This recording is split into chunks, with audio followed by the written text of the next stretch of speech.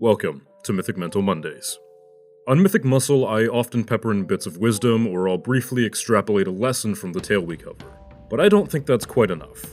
Fitness is a holistic practice. Body and mind, spirit and person. In our fourth and final sub-series of Mythic Muscle, we'll be exploring that principle. Each Monday, I'll share some takeaways I've accrued over the entirety of my exploration of ancient cultures, philosophical undertakings, and some of the tools that have gotten me through the roughest of times. My life certainly hasn't been short of strife, and because of that, I've always wanted to create a tool to help people reorient their perspectives. I won't be blindly spitting axioms and one-liners at you, telling you that you need to be this way or you'll never get ahead unless you do X or Y. That's not really my style. I'm here to help you build yourself up, in more ways than one, of course. There won't be any self-promotion in this series. My hope is someone out there needs to hear something in this episode, and it'd be a shame if that person clicked the link but didn't make it past the intro. If you're looking for some fitness advice, or the usual dramatic retelling of a fable, myth, or folklore, go check out Mythic Muscle, Just the Fit, or Just the Myth. For now, though, let's get into how we can build a mythic mental.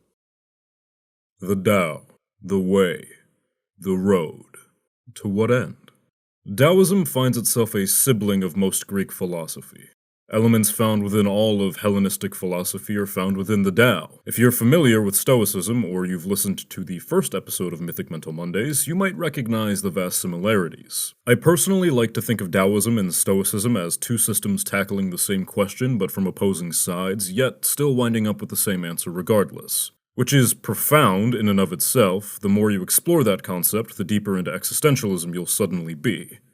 It's best to lay some groundwork for what Daoism is, as there's plenty of confusion, that's not intended to be a pun, but you could definitely find one if you tried hard enough, as to whether or not Daoism is a religion, a set of traditions, just a philosophy, and so on. Luckily, I spent way too long attempting to find that answer. From my findings, I can conclude it's easiest to look at Daoism as neither of those things, which, yeah, I totally get I said it would be easiest, but follow me here. Confusion about Daoism likely stems from viewing it from a binary Western lens. As difficult as it can be, let's cast that aside. Daoism is a way of being. It's an alloy, formed from a set of habits and traditions paired with an emphasis on approaching living from the most holistic angle possible. The Tao is in everything, and everything is within the Tao. This is one of Daoism's core principles, that all things are interconnected. The tree is built from its roots, sturdy through its trunk, and beautiful through its leaves. These are all parts, yes, but we view the tree as a tree, not just its trunk, its leaves, or its roots. Spirituality, the corporeal, and the pragmatic are all one thing. There's no need to compartmentalize them when they're all intrinsically linked. And that intrinsic link is you. To view Daoism as either religion or a philosophy is to completely go against the entirety of the concept. With the groundwork of what the system itself is, allow me to share some of Daoism's teachings. This will mostly be a cursory glance, as Daoism is exceedingly rich with history, and there's more than enough to fill everyone's glass and then some. Zhuangzi is an exceptionally prominent figure within philosophical Daoism, and my favorite lesson comes from his turtle story. Quietly sat on a small bamboo stool by a gently flowing brook, Zhuangzi casts his fishing rod, calmly assessing the river's flow. He watches the water deftly pass through the stones and looks upon the fish as they slip through the stream carefree and unaware of his presence. He hears footsteps behind him and continues his observations of the river. A voice breaks, telling him he's been offered the esteemed position of Prime Minister by the Prince of Chu. Zhuangzi replies, I am told there is a sacred tortoise offered and canonized 3,000 years ago, venerated by the prince, wrapped in silk in a precious shrine on an altar in the temple. What do you think? Is it better to give up on one's life and leave a sacred shell as an object of cult in a cloud of incense for 3,000 years, or to live as a plain turtle dragging its tail in the mud? The voice returns, well, for the sake of the turtle, it must be better to live and drag its tail in the mud. Zhuangzi feels a tug on his line and swiftly lolts the rod from the water. A small paddlefish wriggles on the end of the line. Go then, and let me drag my tail in the mud, he rejects. And so they leave. I love this story for its simplicity. It questions the use of legacy versus the impact of living to one's nature. You can dress yourself up as much as you want as something you're not, and you still will never become that thing. I believe we can see this in people. If you've ever met a person who peacocks or attempts to sell themselves as grander than they are, typically it smacks of insecurity. But if you run into a person who is confident in their own ability, even though that ability might not be the greatest, you'll find a person much more comfortable with life and one constantly in the pursuit of knowledge.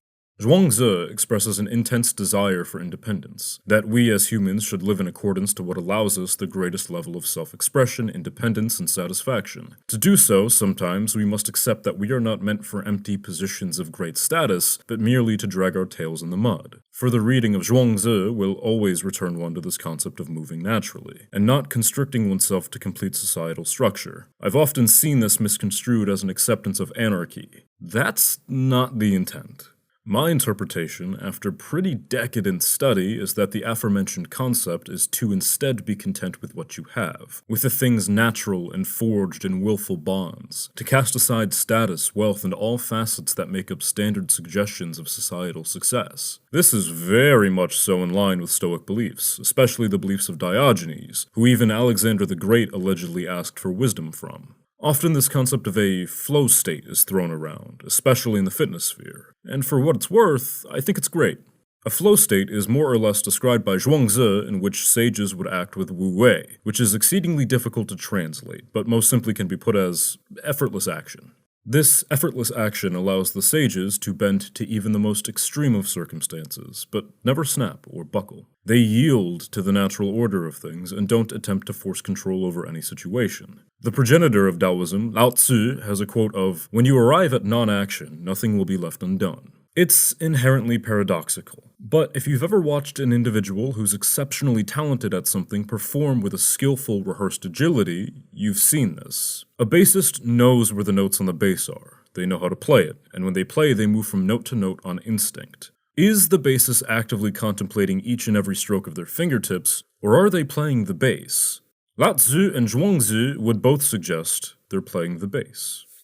The bassist has entered the flow state, in which their instinct and rehearsed musical aptitude has allowed them to simply play the bass, not play the individual notes on their respective string in a rigid time signature within a specific key signature. They're doing all of those things by not doing all of those things. Instead, it's just them playing the bass. This flow state can be exceptionally powerful to deal with problems. It's misattributed as a form of production enhancement, but that's a complete and utter misnomer. Flow state is Bruce Leeing it, being like water, moving around the stones. Then, the stones don't block your path. The obstacles don't block your path. The stones are simply part of your path, and the obstacles are simply aspects of your journey. All things are connected, and all things are outside of your control. Focus on letting things happen, and move through them as they are. You'll find freedom in allowing the world to change around you. You'll find strife in the pursuit of wrestling change itself. Change will forever outrun and outgun you, and you choose whether or not you'll wind up at the end of its whim, broken and lifeless. If you find that ability within you to not act, you'll find longevity. And though this is intensely spiritual, it should be noted it is scientifically backed. Cortisol, the stress hormone, is the #1 killer.